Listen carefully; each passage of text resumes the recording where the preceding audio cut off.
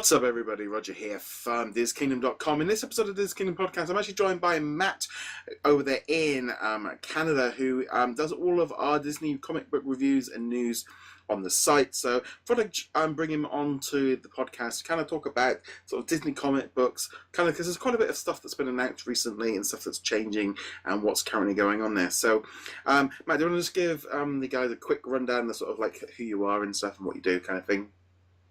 Basically, I do comic book reviews on here. It's almost my second anniversary with this site. Yeah. Started in April with Darkwing Duck #1, I believe, which is no longer published because it's sold poorly. Yeah, unfortunately. It's kind of one of those weird things because obviously, like, seeing like which ones come out and which one really, because I used. It's that kind of weird thing. Some of them like are brand new, and some of them are just like rehashes of like European ones and converted, aren't they? Yeah, that's mostly all of IDW's content, even stuff like Tango that just came out. Yeah. It's all stories that are done in Italy. It's odd, I suppose, in some ways. If they've done them up in like Italy and other countries, it makes sense to like repurpose them and bring them out to sort of the English speaking audience. Yeah, mostly because Disney comics have not really been selling well lately. Like in the 80s and 90s, it was good, but in the early 90s, there was this whole comic book crash, and virtually all the companies got affected, so they had to restructure things. Yeah, I mean, do you think that's primarily due to how kids are reading differently? I mean, I know when I'm in the supermarkets and I'm looking at all of like the comic book stuff, they tend to be all jam-packed with free toys and things like that, and like the market's changed a bit. Yeah, they don't really do that here. They virtually don't really feature kids' comics on the shelves. All superheroes. It's all stuff from Image and Valiant, Dark Horse. There's really not that much Disney. You basically have to ask the clerk to order it for you because barely anybody orders Disney comics anymore. Yeah, I mean, it's kind of like in like our supermarkets and like Smiths and stuff. You'll have like a comic book section. So you kind of got like they've got like the Marvel stuff, but it's more like the generic things rather than what you might find in your local comic book store. And like maybe it's just like I think we do have quite still a very strong like magazine monthly subscription stuff that goes on over here. But yeah, again, the Disney stuff is all, and I do wonder if being in comic book stores slightly hinders them going after the mass market. Like over here, sometimes they sell kids' comic books at Walmart in the toy aisle, but lately they stopped doing that. But yeah, I get what you're saying with the whole toy thing. That's how it's done in Denmark and Norway, but over there it's weekly. It's Donald Duck and Mickey Mouse, and that's it. Yeah. But they do come with little toys and such, so I picked up a few on my last cruise in 2016. It's that kind of thing. I think in some ways as well of like how people are consuming comic books has changed so much, and trying to find it, and because in some ways some of the comic books they are available online, but some of them aren't available in all countries. I had someone send me a message on Twitter the other day going, they're not out in Europe, in England, for example, as digital comics from IDW. But it's kind of, I think we're right in this crossroads there. They keep trying and launching new stuff and just sort of throwing stuff against the wall to sort of see what hits. Yeah, especially when you're dealing with smaller companies like Joe Books in Canada. They don't issue their books at all in Europe. So people missed out on the run of Darkwing Duck, Star vs. Force of Evil, Disney Princess, and Frozen. I've heard people had to go online to get scanlations of the books because we can't really purchase it legally anywhere, not even on Comixology. No, I mean, yeah, I know like all the IDW stuff is not on Comixology where I kind of get my comic books and stuff each week. It's a kind of weird thing, I think, as well, of them, like, was it Dark Horse that have just literally just got, they've just announced a load of comic books coming from them? Right now, it's just Frozen, but they did say that they have other franchises. Most likely what I think it is that they picked up whatever Joe Books dropped. So they're not getting Disney Princess, but they're going to get Frozen, they're going to get Pirates of the Caribbean, Cars, possibly Disney Afternoon, like Darkwing Duck and Goof Troop, maybe that kind of stuff, but not DuckTales. That's with IDW, and they have the rights to the '80s stuff too. So we won't be seeing a DuckTales from Dark Horse. It's always quite funny, I think, seeing like Dark Horse and IDW and Joe Books doing all these Disney comic books, because you kind of think like Marvel would want to kind of maybe not necessarily slap the Marvel logo, but almost do that in house, and rather than shooting off to different companies and stuff. I did talk to someone about that actually. The writer of Darkwing Duck actually commented that Disney pitched to Marvel first, but they don't want licensed titles anymore. Like the last one, I believe, was Casper in the '90s. Yeah. Because Marvel has their own little universe, and they don't want Disney stuff. Like the only Disney stuff they did were those Kingdom comics, where it was based on the theme park rides. But as of now, I believe that one got canceled because it's been a year. Yeah, I mean, I think Figment, that was the last one. I think that one was... I think it's Tiki Room. Oh, yeah, the Tiki Room. We had like Tiki Room, Haunted Mansion, and that one there that I remember going through and reading. Big Thunder. Yeah, it's certainly interesting to see. It's that kind of thing you'd almost feel like, they'd like launch it under a different banner just to kind of keep it in-house, but kind of going out to different companies and stuff. But then at the same point, they do the same with Star Wars. For example, we've got the Star Wars Adventures that are currently being done by IDW as well.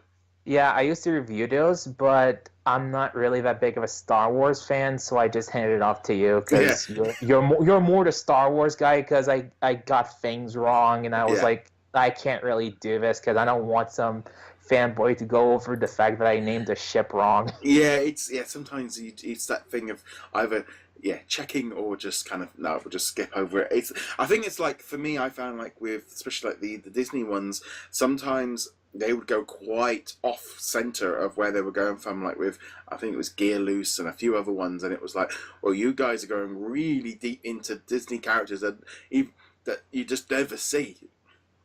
Yeah, the thing with Disney Comics right now is that it's mostly all duck stories, like Donald Duck, Uncle Scrooge, because a lot of the other titles got canceled by the IDW. Like, they canceled Donald Duck and Mickey Mouse, and they combined it into one book to save on money, and they just canceled Duck Avenger last year, and they're turning that into a trade paperback only series. They're doing trade paperbacks of 2 issues each because it was 75 pages each. Yeah. It was way too expensive to print on its own, and it wasn't selling. No, I think as well as like in some ways of people are getting into more buying trade books because they're more valuable. I mean, you're looking at what are they, about £8-10? I don't know, but I think they're about $10-12. So compared that to like a $3 to $5 purchase each week or each month, it kind of adds up. So I can see why the trade back is more useful. Especially in Canada when the prices are higher. It's $5 for a single issue, and it's about $19 to $26 for a trade paperback, depending on the company. Yeah, so it's definitely that kind of weird thing. I mean, I think just as a whole, I mean, I do like the fact that Disney are they seem to be throwing out a few different items and to let kids have some choice. And also I think as well, they just got to offer it in different outlets. Maybe going through the app stores on Google and iTunes is probably the way to get to kids easier than trying to put it in stores. Yeah, in Comixology, they have a bigger option of titles. Like, they have a Epic Mickey comic, and there's movie adaptation comics like Robin Hood, Lion King. So instead of putting it into print, they just put these kind of European-made adaptation comics on Comixology, and they're like $3-4 for a 60-70 page book. Yeah, and I think, I mean, for me personally, I find it's easier. You go on Amazon, you slap in the name of the comic you want, and then you just click the buy, and it goes straight into your Comixology account. And it's so easy with doing it that way rather than kind of going for all the different ones. But again, I think they've got to step that up a little bit more into becoming more. Kids are just digital. They're just on apps. They're on devices. They aren't actually physically picking things up. Yeah, it's quite a shame, especially with toys and such, because virtually all sales are going down recently. And over here, like we said, Disney Comics are mostly just playing it safe. Like, they're just publishing Uncle Scrooge, Donald Duck, and there's barely any Mickey right now. And Goofy, well, he there's no goofy titles right now. Like a little bit more variety would be nice. That's what I'm hoping with the new Disney Showcase, because each issue is going to focus on a different character. Like the first one was Donald Duck. Second issue is going to be Mickey Mouse. Third issue is going to be Beagle Boys. Fourth one is going to be Arizona Goof. So a little bit of a mix would be nice. Just expose people to different things, like Great Mouse Detective. There was a bunch of comics in Europe. Maybe publish some of those. Yeah, it's definitely kind of an interesting thing to see how they're kind of doing all this. And like I said, they're definitely pushing in a different direction, and I do think it's not a bad idea the way they've done it.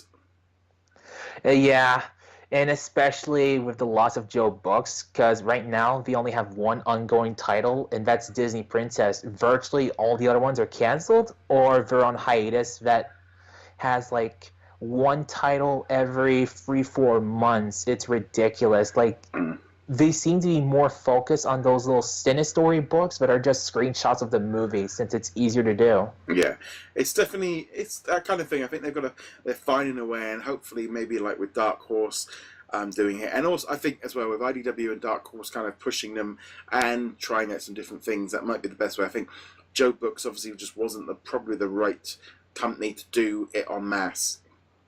Yeah, it's because we were just too small, and now I've been hearing people want like Zootopia comics, they want Moana comics, and people were loving the Frozen comics, but now that's just going to be a free issue miniseries. Tangled is just a free issue miniseries.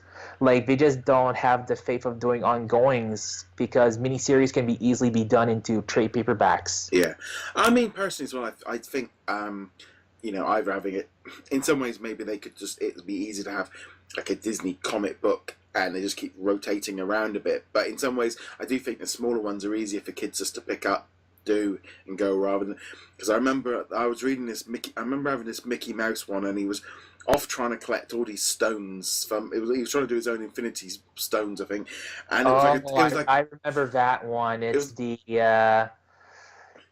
the Zodiac Stones. Yeah, that was like 12 issues. People were complaining about that one. Yeah, I did all the reviews for it, and it was like a monthly thing, and I just remember going, I don't even remember this start. It was like, I started this story like 8-9 months ago, and I really do not remember. And it's like, if I can't remember, kids probably really are. It was a little bit too long-winded. Yeah, I think they shouldn't have started with such a big epic story, because comics' stories is more a title where you have a bunch of Mickey, Donald, Goofy, possibly like Grandma Duck or Burr Rabbit stories. They're not meant for big ongoing stories like Zodiac Stone. That was more, that could have been its own thing. Like there was that series 2 years ago where it was steampunk Mickey and Donald. Yeah. And that was in rotation with Donald. 1 month it was Donald Duck, and 1 month it was this steampunk story. So I think it should have been that way. Yeah, it's definitely been interesting to see where they're going, and I do definitely think, I mean, some of the IDW stuff has been really good, and some of the artwork has been, but also knowing their audience and going, not necessarily, because in some ways they don't want to be going down adult comic book collectors were probably not going to be picking this up in too much mass, so they want to go after that, where the Marvel ones, like the Kingdom ones, felt a little much older. For adults, mainly what I've been hearing with adult collectors is that they would rather get the Fantagraphic books, like the big Mickey Mouse books, the big Donald Duck newspaper comics stories, because that's more worth their money, and it's older content that you don't see published in comic book form, because they would rather just do European content, because it's easier to do. They just recolor it, they translate it into English, and bam, there you go. With the older stuff like Floyd or Carl Barks or Don Rosa, they have to go find the originals. They have to recolor them to be more suitable for a modern audience, and possibly change some things that could be deemed as offensive. So that's going to take a lot more time. So when they publish it in collector form, we don't have to do that. They just present it as it was, because adults are more into that kind of thing. It's certainly great to sort of see it's very different. I know whenever I pick up one of these comic books, have a look at and kind of look at occasionally, It's so different from what I'm reading, because I tend to prefer like the sort of the Marvel and the Star Wars kind of the mainline comics, and there are so many of them. But sometimes it's nice to have a little bit of a, like I would call like a palate cleanser, where you have something completely different just to kind of reset your mind and stuff. But it's nice to see them kind of launching it. And I was really, really happy when I saw that Dark Horse were going to be doing some more lines later down the year. Yeah, I'm really happy that IDW is doing really well, because with Boom was the first one to take a crack at it back in 2009, but they couldn't handle it. Like they botched a couple of titles, rushing them out in like 2 weeks with the DuckTales comic. That art was so dreadful that Disney was having a more tighter control over how it got out, because DuckTales and that infamous DuckTales Darkwing Duck crossover that is no longer canon, that really put a damper on Disney Comics for a few years until they got a publisher that could handle it properly, like IDW. It's certainly great to kind of, like I say, kind of sort of talking a little bit more about a very different kind of comic book kind of things. But we'd always like to know what you guys like about the Disney comic books. Comment below. As per usual, you can go check us out over at DisKingdom.com. You can like, subscribe, etc. And you can find all of our comic book reviews over there and whichever bits and pieces. And they can also follow Matt. You can, if you want to let him know, like your Twitter handle, etc. It's just my name. It's Matthew LeBlanc. I don't really do much on YouTube except travel vlogs of my Disney cruises, like meet and greet videos, and I really don't have that much planned until my next cruise next year, which is going to be a Marvel Day at Sea, so I'm going to be doing that and doing a review for the site as well. Sounds fantastic. Anyway, guys, thank you very much for joining us. Be sure to hit that subscribe button. Check us out over at DisKingdom.com. We'll be back soon. Laters.